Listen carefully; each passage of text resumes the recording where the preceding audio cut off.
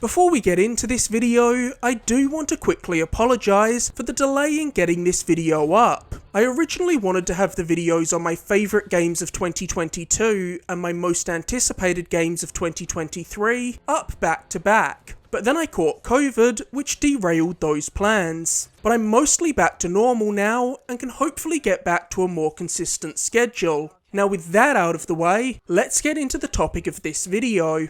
2023 is about to be one of the biggest years in gaming history, with many of the most anticipated games in recent memory scheduled to release back to back. 2023 is also set to be the first year in quite a while where all three first parties have a huge exclusive with major Game of the Year potential, in the forms of The Legend of Zelda Tears of the Kingdom, Marvel's Spider-Man 2, and Starfield.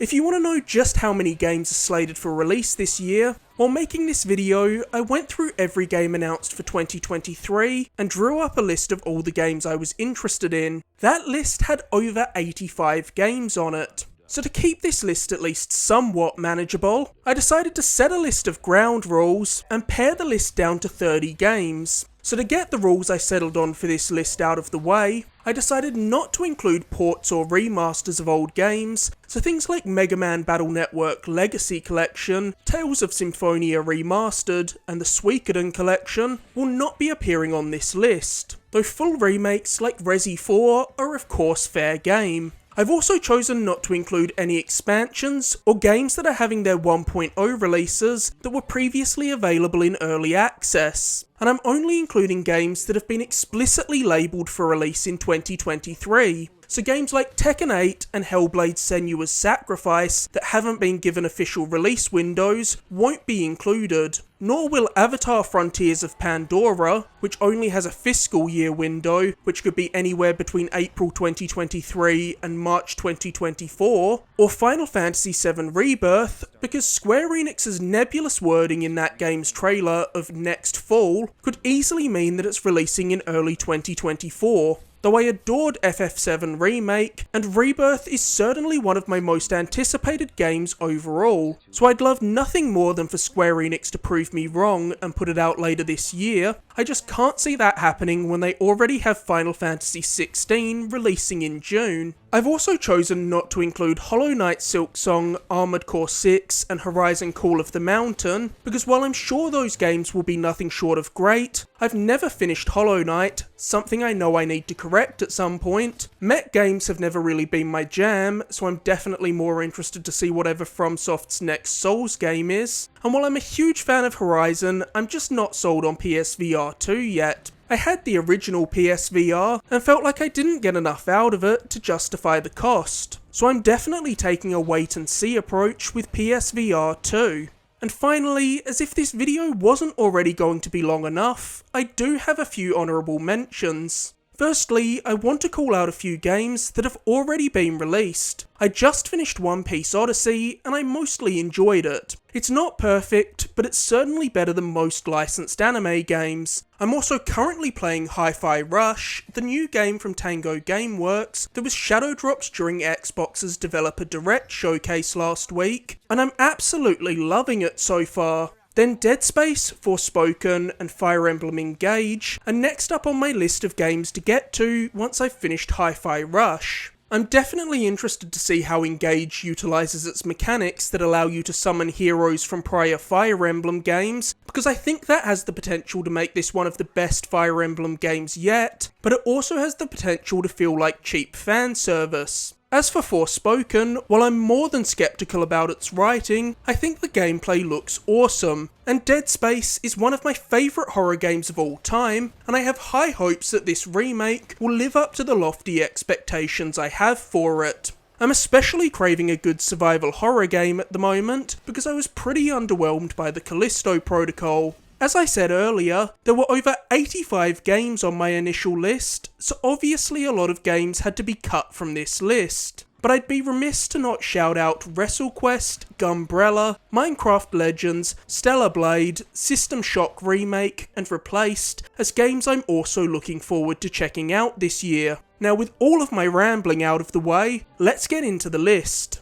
Starting off the list at number 30, we have THEATRHYTHM Final Bar Line. There are many factors that make the Final Fantasy series the enduring and beloved staple of the RPG genre that it is, but one of Final Fantasy's most iconic elements has always been the franchise's incredible music. So THEATRHYTHM, a spin-off series dedicated to celebrating the music of Final Fantasy, was always a no-brainer. And in 2023, we're about to get the series' biggest, most content-rich entry yet, with THEATRHYTHM Final Bar Line, including a selection of 385 songs and 104 playable characters, spanning the entire Final Fantasy franchise. I'm a big fan of both Final Fantasy and rhythm games, so I guess it should be no surprise that Final Bar Line earned a spot on this list. At number 29, we have one of the year's most promising looking Souls-likes, Wo Long Fallen Dynasty. Team Ninja are no stranger to Souls-likes, having made both the acclaimed Nioh games and the Souls-inspired Stranger of Paradise, and Wo Long is looking like one of their most impressive games yet. Its parry-driven combat gives off a major Sekiro vibe, and its protagonist's spirit attacks feel like a throwback to Team Ninja's earlier work on the Ninja Gaiden games. Wo Long takes place in the Three Kingdoms period of China, and draws on a mix of Chinese history and mythology, which is helping it stand apart from the never-ending deluge of Souls-likes. At number 28 is Wild Hearts, a new Monster Hunter style game from Omega Force, the studio best known for the Dynasty Warriors franchise and the near endless lineup of licensed Musou games they've made, like the One Piece Pirate Warriors, Hyrule Warriors and Fire Emblem Warriors games. The addictive gameplay loop of monster hunting games that sees you hunting monsters to get resources, to upgrade your equipment so you can hunt bigger and more powerful monsters, gives this style of game an almost endless amount of replayability. Wild Hearts has a selection of 8 different weapons and a variety of craftable tools that let you hunt your prey however you want, and its awesome monster designs and world inspired by feudal Japan have the potential to make Wild Hearts stand out from other games in the genre. Wild Hearts is such a big departure from the kind of games Omega Force usually make. While the Warriors games are all about mowing your way through endless waves of hundreds of cannon fodder enemies, this is a game all about focused 1v1 battles against gargantuan monsters. And this certainly doesn't seem like the kind of game you'd expect EA to publish, but I'm glad to see both of these companies branching out, and I'm curious to see if this unusual pairing will result in a game that can give the Monster Hunter series a run for its money, as it's remained the uncontested champion of this genre for decades at this point. At number 27, we have S.T.A.L.KER 2 Heart of Chernobyl. After originally being planned for release in 2022, S.T.A.L.KER 2 was understandably delayed, as GCS Game World was based out of Ukraine. So needless to say, they've had to deal with a very horrific situation over the past year, and had to temporarily halt production of the game. But now they've relocated the studio to the Czech Republic, and are planning to get S.T.A.L.KER 2 out in 2023. Despite having a strong cult following, there actually hasn't been a new S.T.A.L.KER game since Call of Pripyat in 2009, but almost 15 years later, that's finally about to change. S.T.A.L.KER 2 has had a tumultuous and fascinating road up to release. After originally being announced back in 2010, S.T.A.L.KER franchise developer GCS Game World closed down in 2011, which led to S.T.A.L.KER 2 being officially cancelled in 2012. However, a few years later, GCS Game World reformed, and in 2018, they announced that they had restarted development on S.T.A.L.KER 2. Then in 2021, we finally saw the game in action at the Xbox and Bethesda E3 showcase, and at the time, I was totally blown away by just how good this game looked. S.T.A.L.KER 2's grim and brutal open world sees you having to survive against the elements, managing radiation, hunger, thirst and exhaustion, as well as having to fight off roving bands of mutants and marauders with a variety of weapons that can be intricately customised. S.T.A.L.KER 2 is also a stunning looking game that seems to be taking full advantage of Unreal Engine 5, so it's sure to be a graphical showcase for the Xbox Series X and high-end PCs. Speaking of games that have been a long time coming, at number 26 we have Dead Island 2.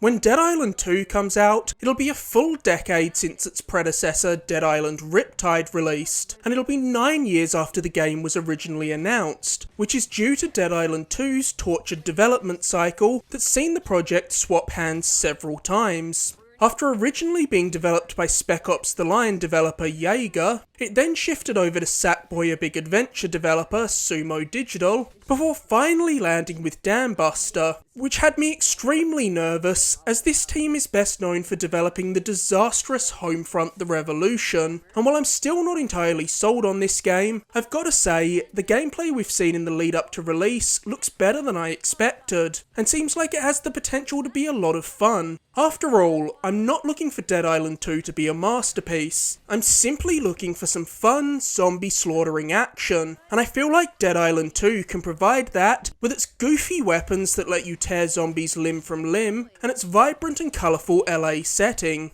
If Dambuster can deliver the goods, Dead Island 2 has the potential to be a bit of a sleeper hit. I guess 2023 is the year for long-awaited sequels, because this next game is the third one in a row. At number 25, it's Warhammer 40k Space Marine 2. Let me get something out of the way right off the bat. I'm not into Warhammer at all, and have very little knowledge of the universe. But even as a total layman, I had a blast with the first Space Marine game. That game played almost like a Gears of War game, with more of a focus on melee combat. I still vividly remember how satisfying it felt to tear through armies of orcs while alternating between Space Marine's snappy gunplay and hack and slash melee combat. And so far, this sequel looks like everything you'd want it to be. A more refined version of its already very competent predecessor. I think it's time for me to revisit the original game before Space Marine 2 drops later this year. At number 24 is one of 2023's most unique looking games, The Plucky Squire. The Plucky Squire was one of those games that just came out of nowhere and completely stole the show at Devolver's Summer Game Fest showcase last year, and it's been floating around my mind ever since. The Plucky Squire follows characters from a storybook who break through to the real world, and the game implements this into its gameplay through some very clever looking mechanics that see its protagonist seamlessly shifting between 2D and 3D environments. 1 minute the Squire is roaming atop a coffee table fighting enemies in a fully 3D environment, before jumping into the image on the side of a coffee mug and platforming in 2D. There seems to be a lot of gameplay variety in The Plucky Squire, with the brief trailer we've seen of it showing sword-based combat, a side-scrolling shoot-'em-up section, and even a boss fight that looks like it's been ripped straight out of Punch-Out! I just adore the visual style of this game, and with Devolver's rock-solid track record of snapping up excellent indie games, I really think The Plucky Squire could surprise people and turn out to be something special. At number 23, we have one of Xbox's biggest games of 2023, Redfall. Redfall sees its characters fighting their way through a vampire-infested city in Massachusetts with all kinds of crazy weapons, gear, and supernatural abilities. Arcane is one of the most consistent studios in the world, with their teams delivering excellent immersive sims like Dishonored, Prey, and Deathloop. But their latest game, Redfall, looks to stray from the path of prior Arcane games in several major ways. Firstly, Redfall is an open world game, something pretty different to the more wide linear structure of Arcane's prior games. And secondly, and more importantly, this is a co-op focused shooter, with 4 different playable characters, each with their own unique special abilities. For instance, one of the playable characters, Layla, has telekinetic powers that let her navigate the environment in ways that the others can't, while another character, Remy, has a robot companion that has a host of offensive and defensive capabilities. I can't wait to see what new ideas Arcane's background in immersive sims will allow them to bring to the co-op shooter genre, so I'm more than ready to take up a stake gun and start obliterating vampires when Redfall comes out in just a few months' time. At number 22, we have the absolutely unhinged looking Atomic Heart. Atomic Heart seems like a complete fever dream of a game. I've heard this game described several times as a Soviet Bioshock, and it's easy to see why. Atomic Heart is a game that features a blend of first-person gunplay and melee combat, and its protagonist even has a glove that grants him telekinesis, as well as the ability to freeze and shock enemies, which feels very reminiscent of the powers granted by BioShock's plasmids. But hey, if you're going to look to a game for inspiration, BioShock is definitely a good one. Even 15 years later, it still stands up as one of the most immersive video games ever made. And looking at Atomic Heart's alternate history version of the 1950s, I also see a lot of Fallout influence in the game. Atomic Heart looks completely over the top and chaotic in all the right ways, and if it manages to pull inspiration from these games while still finding its own voice and bringing something new to the table, it could be one of the best shooters of 2023. At number 21, it's the sequel to one of the most underappreciated comic book games of all time, The Wolf Among Us 2.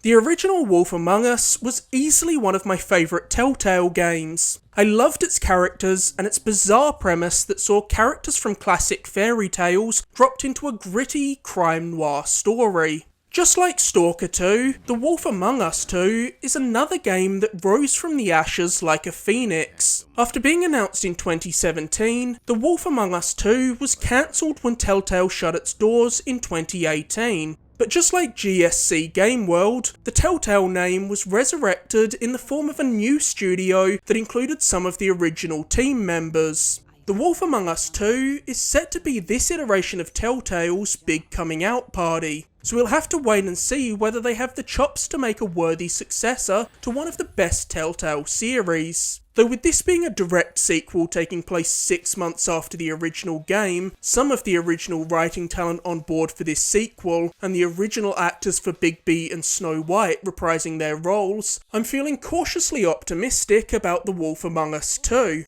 I just hope this new Telltale's leadership learns from the mistakes of the past and doesn't go down the same path as their predecessor by taking on way too many projects and releasing an endless barrage of games to diminishing returns. At number 20 is the latest entry in one of Nintendo's most charming and underappreciated franchises, Pikmin 4.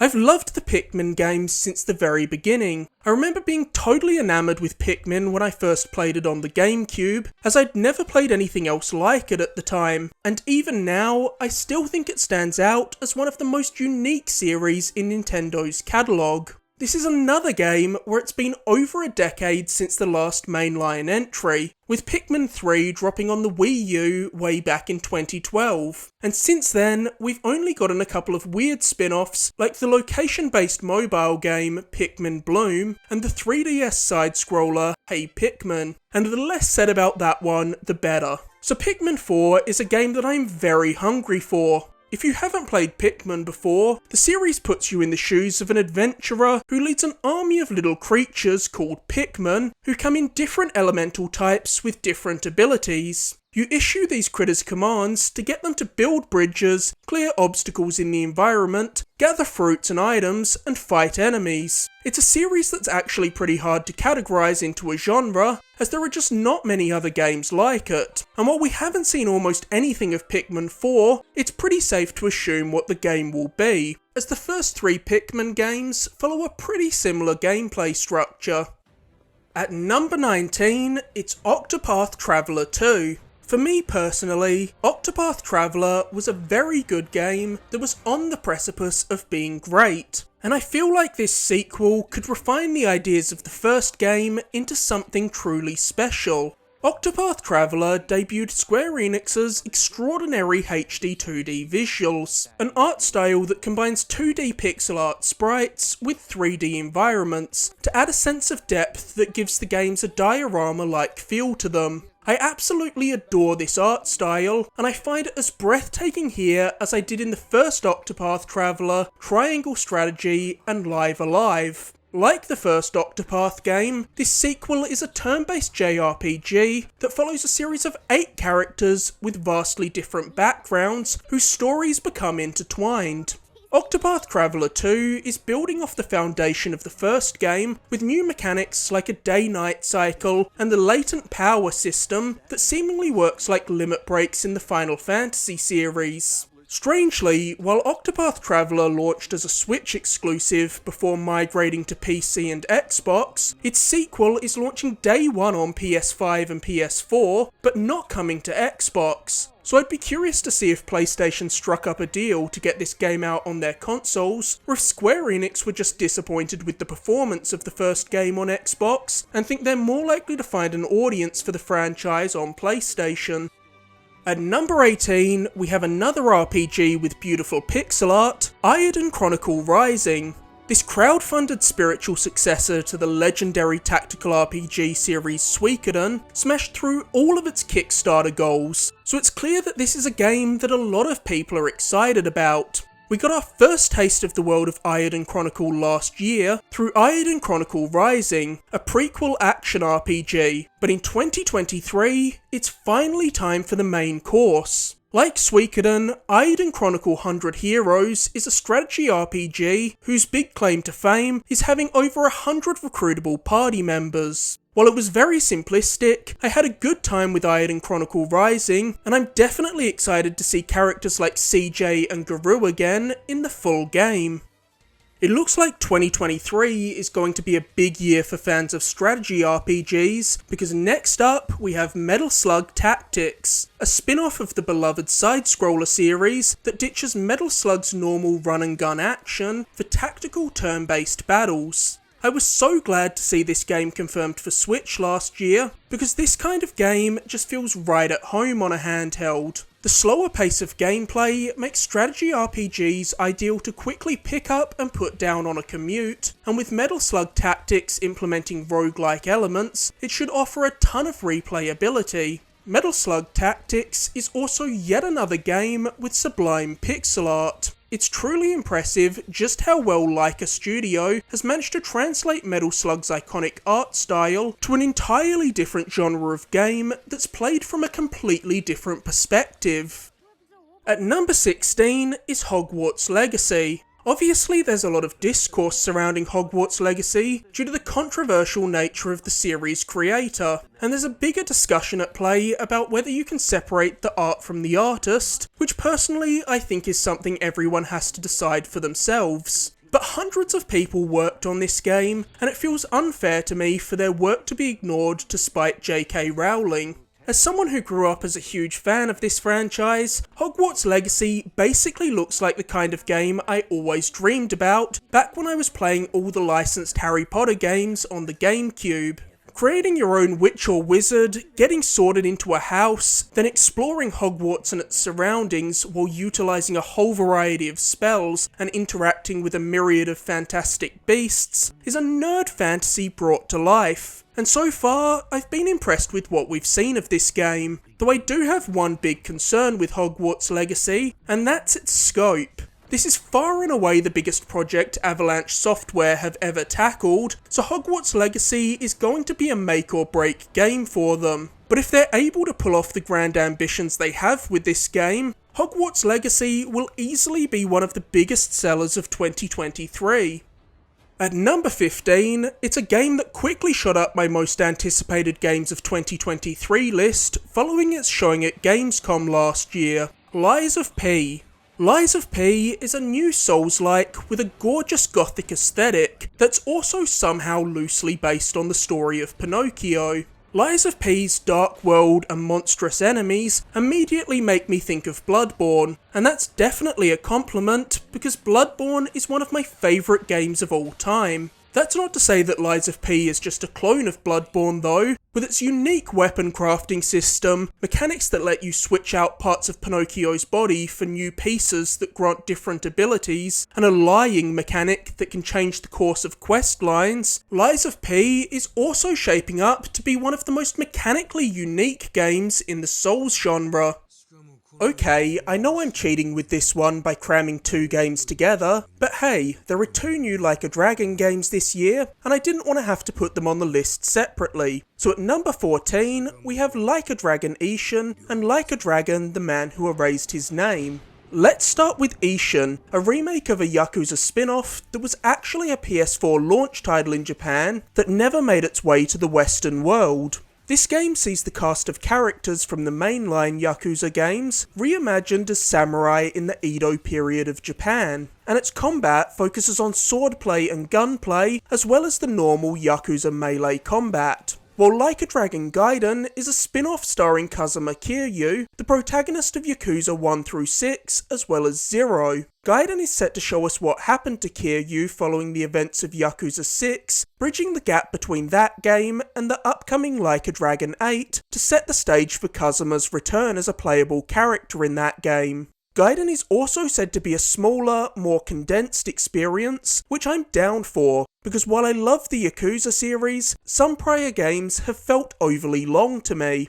This is just such a special franchise. Its blend of dramatic crime stories, goofy-ass side stories, and an almost insurmountable amount of optional mini-games is unlike anything else. And as a big fan of Yakuza since the PS3 days, it's been awesome to see the series blow up in popularity over the last handful of years. But man, is it going to take some time to get used to calling the series Like a Dragon and not Yakuza. I get that Sega want to unify the series name between Japan and the rest of the world, but it's still so strange. It'd be like if Capcom decided to start calling Resident Evil Biohazard in the West. At number 13, it's 2023's most anticipated fighting game, Street Fighter VI. Street Fighter is arguably the most revered fighting game franchise of all time, but it's been on a bit of a weird track in recent years, with many fans being sorely disappointed with the launch of Street Fighter V, largely due to its lack of content. Fortunately, Street Fighter VI seems to be correcting the mistakes of the past. One area where Street Fighter V was especially lacking was in single-player content. In fact, while NetherRealm and Bandai Namco have put a lot of focus into making sure their games offer a lot of content for solo players, it's an area that the Street Fighter series has been dragging its feet for a long time. Thankfully, that's finally changing in Street Fighter VI. Aside from the expected arcade mode, Street Fighter VI has a full-blown single-player campaign that allows you to create your own fighter and then set out on a globe-trotting adventure, exploring full 3D environments, fighting familiar faces, and of course participating in a whole host of good old-fashioned Street Fighter mini-games. Street Fighter VI is launching with a starting roster of 18 characters, comprised of both series veterans like Ken, Ryu, Chun-Li, Cammy and Blanca, and newcomers like Drunken Fist Fighter Jamie and Ninja Kimberly. 18 characters feels like a good size for a starting roster. It's big enough to offer variety and should allow everyone to find at least a couple of characters that they enjoy playing as, while not having so many characters that it's overwhelming when you're trying to learn the roster and get an understanding of the abilities of every character you'll be duking it out with. 2023 could be a huge year for fighting games, with the launch of Street Fighter VI, the inevitable deluge of Tekken 8 news, and surely this also has to be the year that we finally see what NetherRealm's next game is. My fingers are firmly crossed for Injustice 3. At number 12, we have one of my most anticipated indie games in recent memory, Mina the Hollower. Shovel Knight is one of my favourite platformers ever, so I've been waiting for years to see what Yacht Club would follow it up with once they were finished with their work on Shovel Knight's various spin-offs. And when we finally saw Mina the Hollower, it wasn't what I was expecting, but it was certainly a pleasant surprise. While Shovel Knight was a celebration of the NES era of platformers, drawing inspiration from everything from Mega Man to DuckTales, Mina the Hollower is aiming to be a throwback to the Game Boy Color, and it's seemingly heavily influenced by the dungeon exploration of the Zelda series and the whip-focused combat of Castlevania, but with its own unique mechanical twist in the form of Mina's ability to burrow underground, making herself temporarily invulnerable. Shovel Knight's pixel art and animation work were top-notch, and unsurprisingly, Mina the Hollower is also a delight to look at. What made Shovel Knight so incredible was the way it took the NES style of platformers and nailed that aesthetic and feel, while still managing to make something that felt like a modern game. So I'll be excited to see if Mina can do the same thing for Game Boy games, because while they're classics, the Zelda Game Boy games can also be very obtuse and frustrating by modern standards.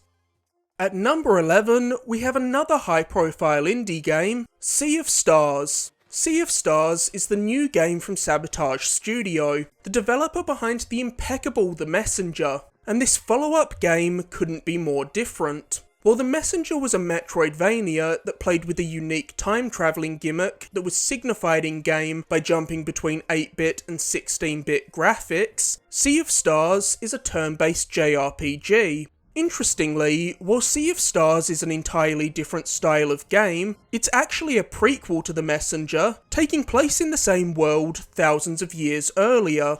Sabotage has implemented a handful of interesting gameplay choices that should help Sea of Stars stand out from the pack, and potentially give it a wider appeal to players that aren't traditionally JRPG fans. Firstly, they've made combat a little more involved, with mechanics that allow you to deal extra damage by tapping buttons in time with the attack animations, something that the Mario RPGs have always done to keep players engaged. Sea of Stars also features no random battles, with all enemies appearing on the map, and when you instigate a battle, the fight just begins then and there. There's no transition into a battle arena. But arguably the most exciting aspect of Sea of Stars is the way the team at Sabotage are applying their platforming expertise to the JRPG genre, giving your characters far more traversal abilities than you'd normally expect to see in this kind of game. I'm a sucker for a good JRPG, and I'm confident this will be one of 2023's very best. Kicking off the top 10 is Assassin's Creed Mirage. I've been a fan of the Assassin's Creed series since its inception, and I've played every entry thus far, and while I've mostly enjoyed them, and actually really liked seeing the series go down a more RPG-influenced route, I've had a few major problems with the recent games. One being that they've taken the focus away from the assassination sequences that the series used to be known for, and another being the lack of parkour, which was always one of my favourite parts of Assassin's Creed's gameplay. But my biggest problem with the last 3 Assassin's Creed games was just how unnecessarily bloated they were. So Assassin's Creed Mirage sounds like precisely the kind of game I'm in the mood for. Mirage is promising to take the series back to its roots with a more linear, story-driven and stealth-focused entry that will also see the return of the parkour found in Unity, which is great news, because while Unity had its fair share of problems, its traversal was not one of them, and to this day, it still has the series' most fluid-feeling parkour. Mirage will also see the return of the black box assassination missions from Unity and Syndicate, which saw you scoping out locations and finding different ways to take down a target. Something I always love about Assassin's Creed is the way you learn various tidbits about the real-world historical period each game takes place in. And with Mirage taking place in 9th century Baghdad, a time and place I know very little about, I'm excited to explore this setting in-game.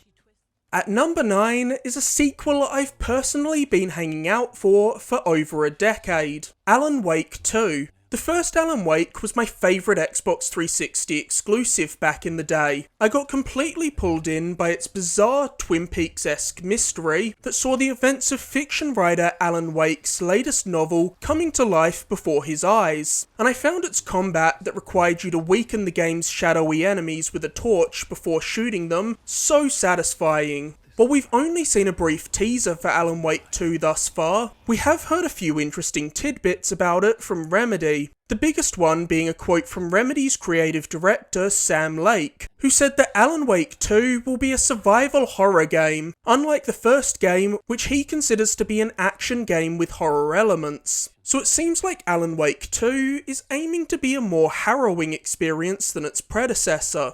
Remedy have never missed in my opinion. From Max Payne to Control, I don't think they've ever made a bad game, so I'm sure I will more than likely love Alan Wake 2. Though with how little we've seen, I could easily see this game slipping into 2024.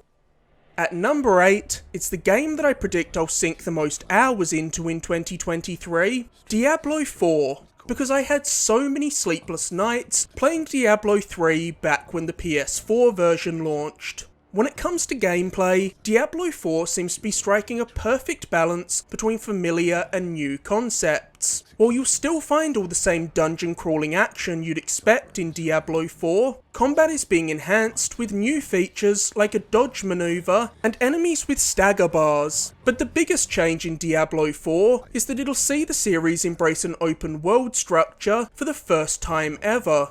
Diablo 4's open world will consist of 5 distinct regions that can be explored in any order, each of which will be 10 to 20 times bigger than Diablo 3's largest areas. To make traversing this huge map easier, Diablo 4 will also be introducing mounts to the series. This open world is home to literally hundreds of dungeons, so if you're a completionist, it's safe to say that Diablo 4 is going to be consuming a lot of your time in 2023.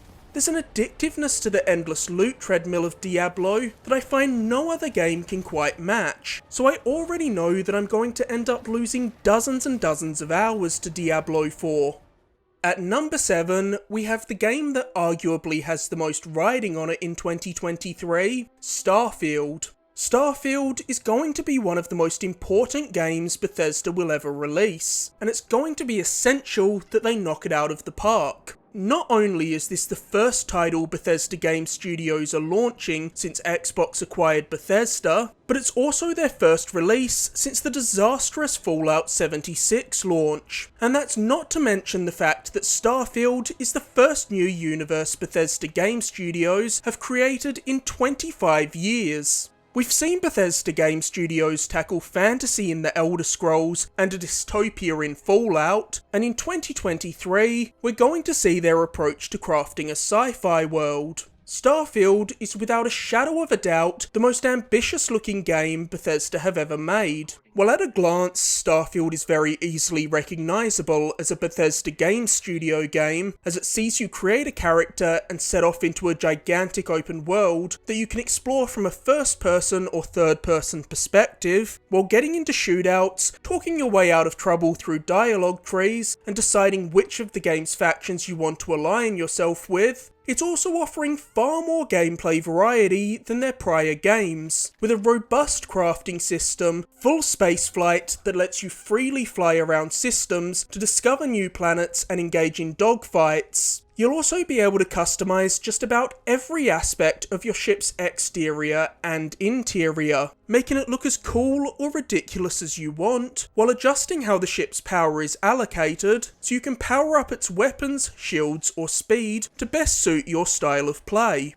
My one huge concern with Starfield is its size. Bethesda is promising over 1,000 fully explorable planets, and I just hope they're not prioritising quantity over quality with Starfield. With many of these planets being procedurally generated, I do think it's going to be hard to make these planets actually interesting to explore. But if Bethesda is able to make exploring these planets rewarding, this could be one of the most impressive RPGs of the past decade.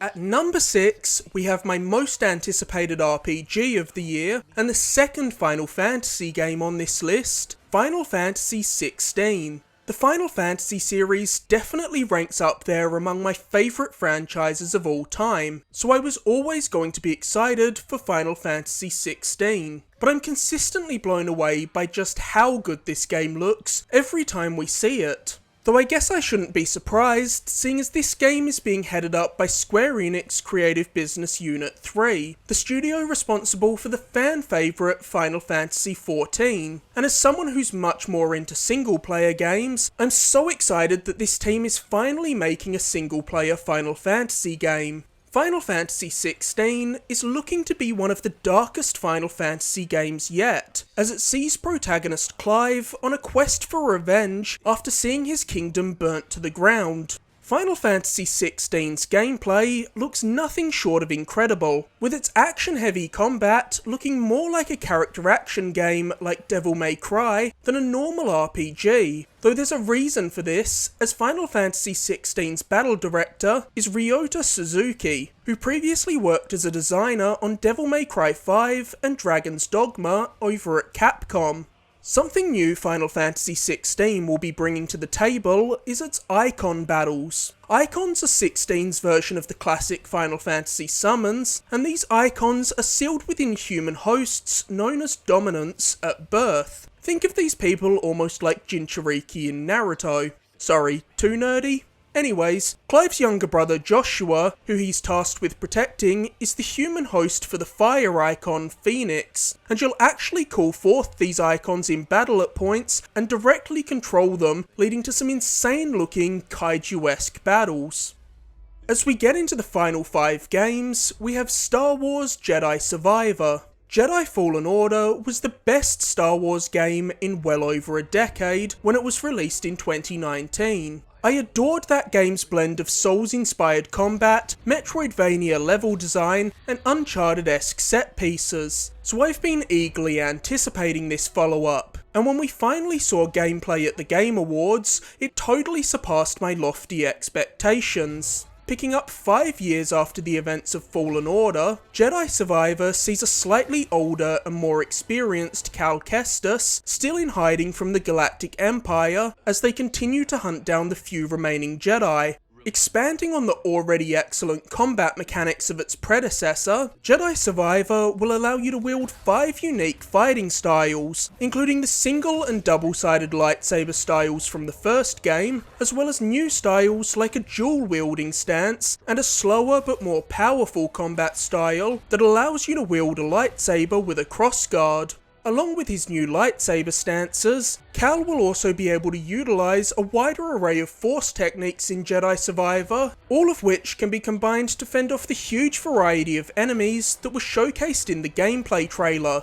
On a side note, I've gotta say, I think this is one of my favourite trailers of all time. From the dual lightsaber reveal to the shots of Cal riding a mount, they crammed so many oh shit moments into this trailer without ever making me feel like I was seeing too much. Other companies could learn a lot from this trailer.